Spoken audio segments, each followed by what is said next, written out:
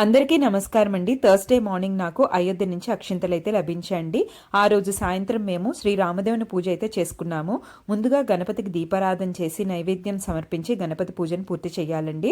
తరువాత రాముల వారికి పసుపు, కుంకుమ, గంధము, పంచామృతాలతో అభిషేకం చేసి తరువాత శుభ్రపరిచి చక్కగా రాముల వారిని అలంకరించుకొని పెట్టుకున్నాను. తర్వాత మనకి వచ్చిన అయోధ్య నుంచి అక్షింతలు అయితే స్వామివారి దగ్గర పెట్టి పూజ చేసుకున్నానండి. మనకి అక్షింతలతో పాటు ఒక ఫోటో పత్రం కూడా వచ్చింది కదా, వాటిని కూడా పూజలో పెట్టి మనం పూజ అనేది చేసుకోవాలి. దీంతో పాటు మేము ఎప్పుడు రామదేవుని కథని ఒకటి చదువుతామండి. సేమ్ మనకి అన్ని పూజల్లాగే పుస్తకాలు దొరుకుతాయి అన్నమాట. అన్ని బుక్ స్టోర్స్లోని పూజా సామాన్లు దొరికే షాపుల్లో మనకి అవైలబుల్గా ఉంటుంది. ఈ కథ చాలా మంచిదండి చదువుకుంటే. ఇందులో ప్రసాదం ప్రత్యేకత అనమాట. మనకు ఒక గ్లాసు గోధుమ రవ్వ, అర గ్లాసు పంచదార, కొంచెం ఆవు నెయ్యి, ఉండలు చుట్టడానికి సరిపడా పాలు కలిపి ఈ ప్రసాదం చేస్తామండి. ఈ ప్రసాదం చాలా ఇంపార్టెంట్. ఫుల్ వీడియో లింక్ అయితే నేను కిందనిచ్చాను, తప్పకుండా